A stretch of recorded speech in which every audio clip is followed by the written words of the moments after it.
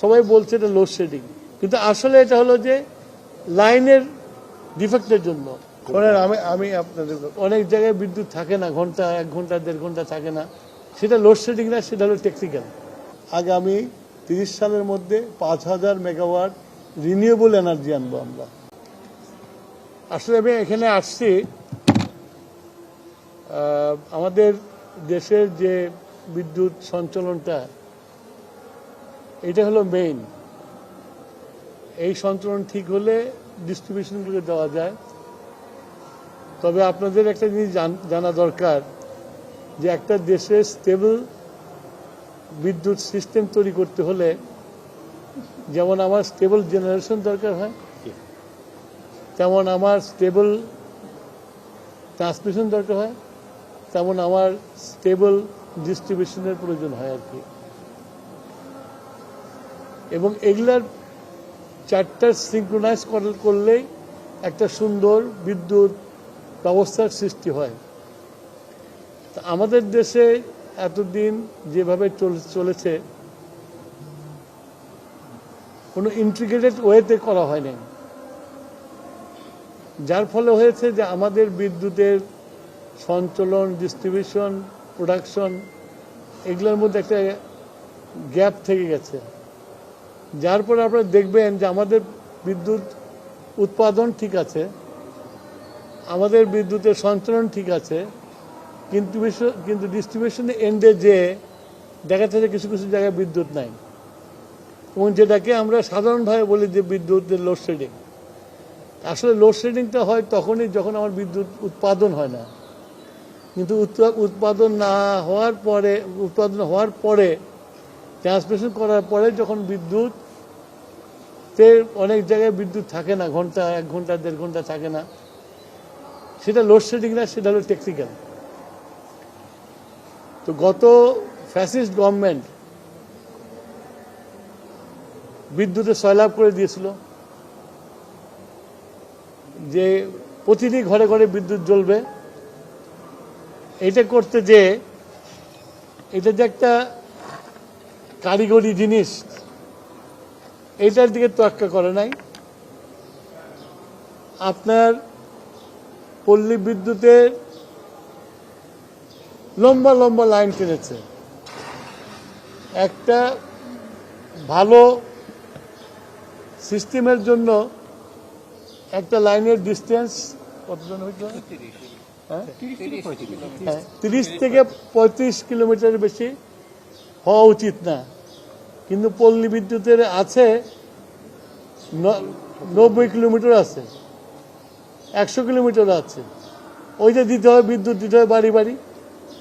যার ফলে হয়েছে এই যে অপরিকল্পিত লাইনগুলো সৃষ্টি করেছে, এই লাইনগুলো করার জন্য এখন আমরা দেখছি যে আমার উৎপাদন ঠিক আছে, সঞ্চালন ঠিক আছে, কিন্তু বিভিন্ন এলাকাতে অনেক লম্বা দীর্ঘ সময়ের বিদ্যুৎ থাকছে না, যেটাকে সবাই বলছে এটা load shedding. Load shedding is common term, এটাই ব্যবহার করবে, কিন্তু আসলে এটা হলো যে লাইনের ডিফেক্টের জন্য।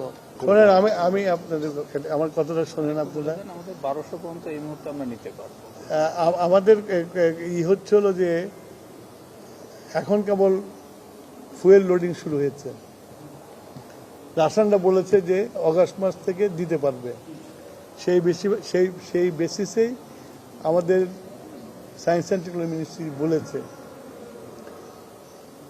আমি নভেম্বর এই জন্যই বলছি যে একটা পাওয়ার স্টেশন চালু হলে স্টেবল সিস্টেম আসতে টাইম লাগে, সেজন্য আমি 3 মাস হাতে রেখেছি।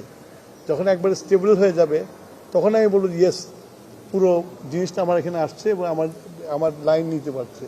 সেই জন্য আমি নভেম্বরটা বলেছি। সময়ের সাথে সাথে দেখা দেয় নিত্য নতুন প্রয়োজন। রেডি থাকতে হয় প্রতি মুহূর্ত।